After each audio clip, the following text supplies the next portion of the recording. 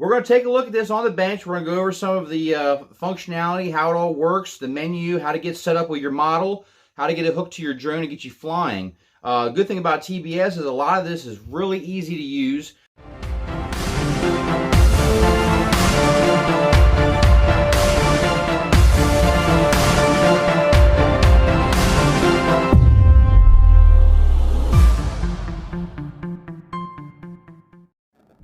Alright, go ahead and get your TBS plugged in with a USB-C data cable. Plug that into your PC, and you're going to select USB joystick. That's going to go ahead and get you ready to use your controller for your simulator.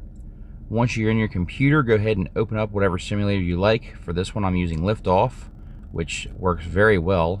I'm using Windows 10, and if it doesn't connect, make sure you check your drivers. Make sure all your drivers are updated.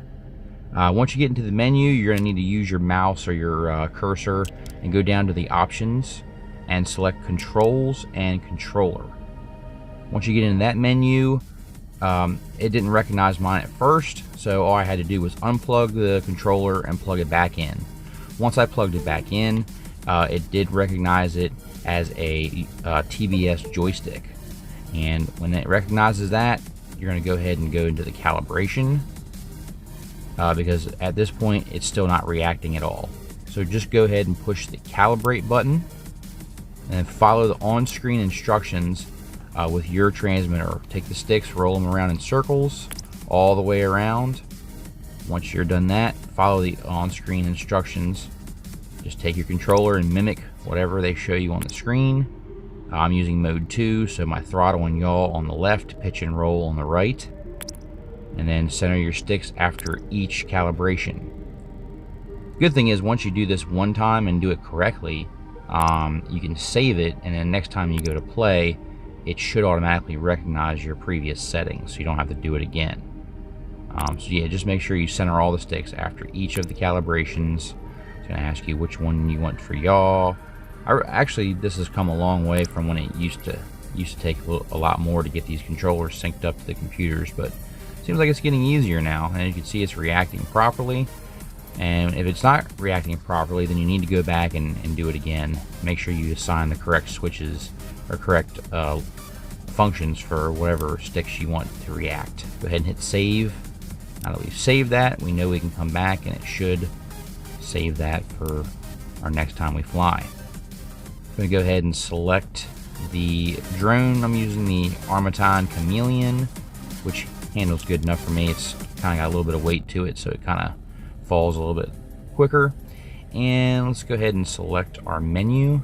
At this point, we are still using the mouse or the cursor or the arrows. You don't actually use the controller until you actually get into the simulator. Go ahead and select Joshua Bardwell's house. I like this course, very familiar to most of you guys. And go ahead and make sure you got everything set for your drone and start flying. It actually feels really good. Way easier, I think, to manage holding this controller and flying the simulator versus my Tyrannus QX7. The QX7 just felt so monstrous in my hands next to my computer. So this one feels a lot more like a gaming style controller, which is where I'm comfortable. So if you got any comments or questions about hooking your Tbs Tango 2 into your computer to use for simulators, drop it down in the comments below. It's pretty straightforward, but if you are having issues with it your computer not recognizing it as a USB joystick, just plug and unplug it a couple times, see if that works. If that doesn't work, you may need to update the drivers in your actual PC. Sometimes you may have to go back to a previous version on Windows for driver updates. Sometimes the new drivers won't recognize. But you shouldn't have that issue with the Tango 2 being it's kind of new. I'm going to assume they're probably using newer drivers. So go ahead and let you guys watch the rest of this flight, just kind of flying around freestyle. And let you know that the TBS Tango 2 works excellent for the simulator. And I can't wait to take the TBS Tango 2 very, very soon and actually put it in real world use and actually fly my 5-inch mini quad with it. And of course, we'll let you know how all that goes, and we'll have more videos to come on the channel. So enjoy the rest of this flight. See you in the next one.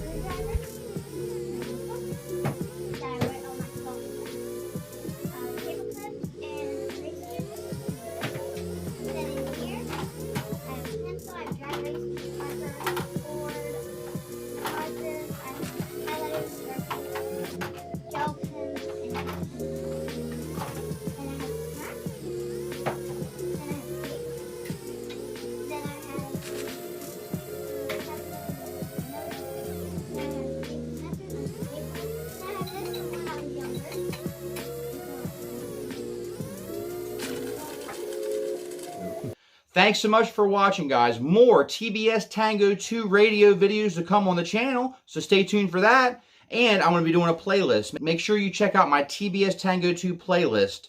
Until next time, guys, thanks for watching. E-Drone, out.